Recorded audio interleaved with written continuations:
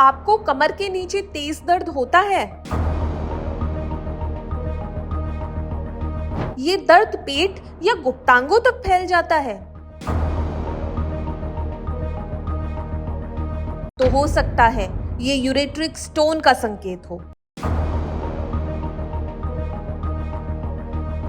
हमारे शरीर में 2 किडनी होती हैं जो खून को छानकर यूरिन बनाती हैं। ये यूरिन एक पतली नली, जिसे यूरेटर कहते हैं, उसके जरिए ब्लैडर तक पहुंचता है। जब किडनी में बनने वाली पत्थरी यूरेटर में फंस जाती है तो उसे यूरेट्रिक स्टोन कहा जाता है। यह बहुत दर्दनाक हो सकता है।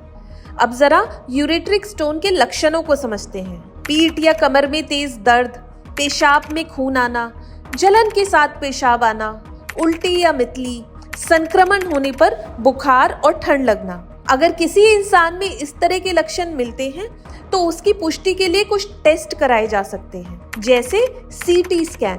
सीटी स्कैन सबसे सटीक जांच है। अल्ट्रासाउंड, खास तौर पर गर्भवती महिलाओं के लिए।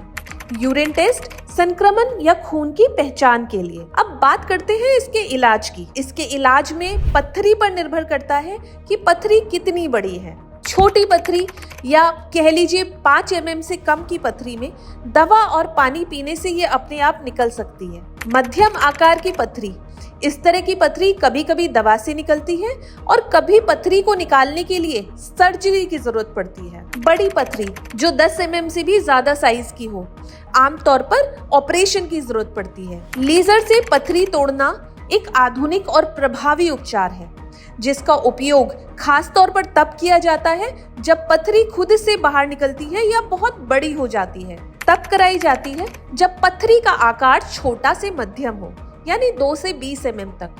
पत्थरी किडनी या मूत्र वाहिनी में हो, मरीज के लिए सर्जरी जोखिमपूर्ण हो या सर्जरी ना कराने चाहते हो, पत्थरी के स्थान और आकार शॉर्ट वेव थेरेपी के लिए उपयुक्त हो। नेफ्रेक्टमी या स्टेंट तब कराया जाता है अगर संक्रमण या रुकावट हो। वैसे कुछ आसान उपाय करके भी इस समस्या से बचा जा सकता है, जैसे पत्थरी से बचने के लिए खूब पानी पिएं, नमक और ऑक्सलेट वाली चीजें कम खाएं, पेशाब में संक्रमण का तुरंत इलाज कराएं, डॉक्टर की सलाह से मेटाबॉलिक जांच कराएं। अब इस समस्या की और जानकारी के लिए हम फेलिक्स हॉस्पिटल गए, जहां हमारी मुलाकात हुई डॉक्टर भंवरलाल बरकेसिया से, जिन्होंने इस समस्या की और भी कई जानकारी दी। नमस्कार, मैं हूं डॉक्टर भंवर, कंसल्टेंट यूरोलॉजिस्ट, फेलिक्स हॉस्पिटल।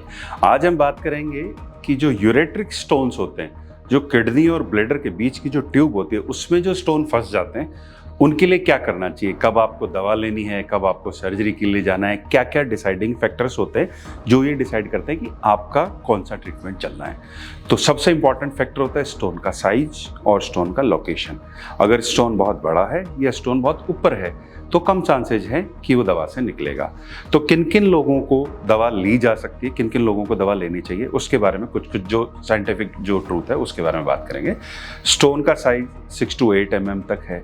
अगर आपकी किडनी में स्वेलिंग नहीं है, अगर आपका KFT जो किडनी फंक्शन टेस्ट है वो नॉर्मल है और आपको बुखार वगैरह या किडनी में कोई कॉम्प्लिकेशन नहीं हो रहा है, इन कंडीशंस में हम दवा देके देखते हैं, कोशिश करते हैं कि स्टोन दवाई से निकल जाए।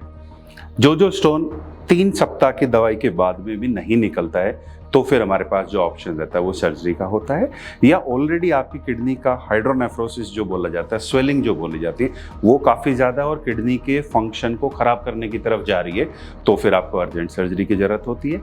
अगर आपको बुखार आ रहा है, बुखार मतलब किडनी में इन्फेक्शन हो चुका है, तो फिर आपको अर्जेंट सर्जरी या डीकम्प्रेशन की ज़रूरत होती है। इसके अलावा जो दवा चलती हैं वो मुख्यतः 3 सप्ताह के लिए चली जाती हैं, और इसके साथ में आपको दवा के साथ में कौन सी जो चीज़ें जिनका ध्यान रखना चाहिए ताकि अगर आपका स्टोन निकल रहा है तो जल्दी निकले। सबसे इम्पॉर्टेंट है पानी। दिन में 3.5 लीटर पानी आपको पीना चाहिए। नमक कम खाना है और डाइट में सिट्रस फ्रूट ऐड करने हैं, नींबू, संतरा और मौसमी। ये 3 चीज़ें रोज अपने डाइट में ऐड कर दें।